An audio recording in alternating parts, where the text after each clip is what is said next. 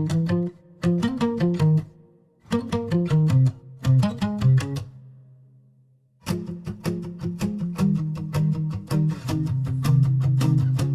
anak-anak hebat, apa kabar hari ini? Semoga kalian masih tetap semangat. Minggu lalu kita sudah belajar tentang adaptasi hewan terhadap lingkungannya.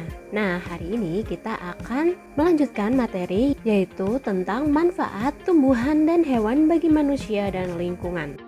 Kita mulai dari manfaat tumbuhan terlebih dahulu. Ada beberapa manfaat di sini. Yang pertama, tumbuhan sebagai sumber makanan. Setiap bagian dari tumbuh-tumbuhan dapat dimanfaatkan oleh manusia sebagai sumber makanan, mulai dari daunnya, batang, buah, dan juga bunganya.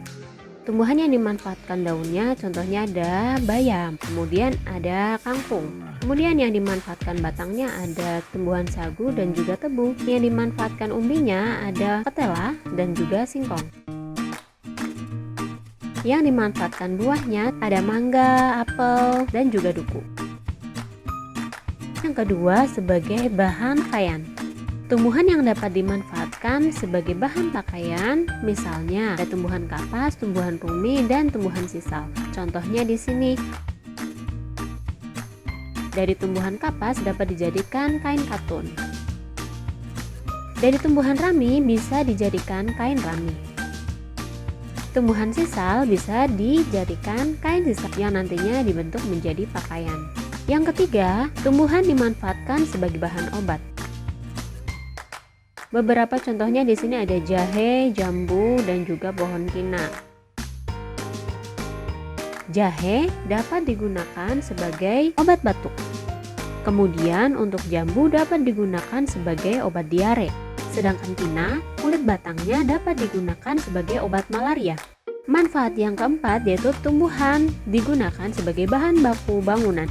Yang dipakai adalah tumbuhan yang berbatang kuat seperti jati, mahoni, dan pohon kelapa. Tumbuhan jati, kayunya bisa dipakai untuk bahan bangunan. Kemudian dari batang kelapa bisa diambil kayu kelapanya. Manfaat yang kelima, tumbuhan sebagai bahan baku industri. Bahan baku industri di sini antara lain karet, pinus, dan juga kelapa sawit. Karet digunakan dalam industri ban. Kemudian kayu pinus dimanfaatkan dalam industri kertas. Kelapa sawit dimanfaatkan dalam industri minyak goreng. Tumbuhan sebagai bahan baku kerajinan.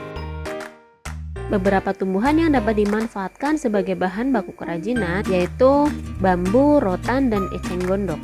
Bambu dapat dibuat berbagai macam bentuk kerajinan. Rotan bisa dibuat kerajinan dan juga furnitur rumah. Sedangkan eceng gondok bisa dimanfaatkan untuk membuat tas. Manfaat yang ketujuh yaitu untuk menjaga lingkungan. Yang dimaksudkan di sini adalah tumbuhan yang mempunyai akar yang kokoh. Akar yang kokoh bisa menyimpan cadangan air sehingga akan mencegah tanah longsor. Selanjutnya kita akan lihat manfaat hewan bagi manusia dan lingkungan. Yang pertama, hewan sebagai sumber pangan atau sumber makanan. Nah, hewan di sini dimanfaatkan daging, susu, dan juga telurnya sebagai bahan makanan sehari-hari oleh manusia. Contohnya, ada sapi dan kambing yang diambil daging dan susunya sebagai bahan makanan. Sedangkan ayam dan bebek diambil telur dan dagingnya sebagai bahan makanan. Manfaat yang kedua yaitu hewan sebagai sumber pakaian. Ada beberapa hewan yang digunakan dalam industri pakaian. Contohnya di sini ya.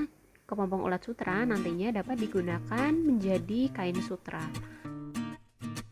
Kemudian rambut dari hewan biri-biri yang tebal dapat dijadikan kain wol.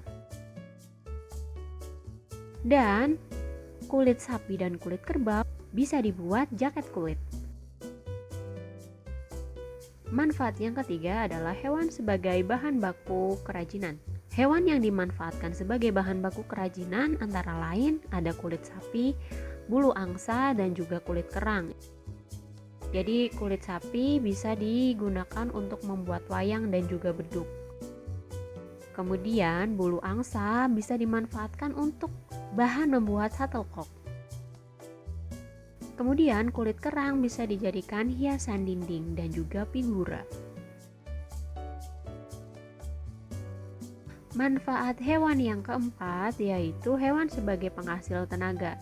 Hewan yang dimanfaatkan tenaganya ini untuk membantu pekerjaan manusia. Nah, di sini kerbau itu dimanfaatkan oleh Pak Tani untuk membantu membajak sawah. Dan juga kuda dimanfaatkan tenaganya untuk menarik delman. Oke anak-anak, selesai sudah pembelajaran kita hari ini. Jangan lupa dicatat hal-hal yang penting. Jika kamu ada pertanyaan, boleh dituliskan di kolom komentar atau bisa langsung bertanya kepada ibu guru. Sampai jumpa di pembelajaran selanjutnya.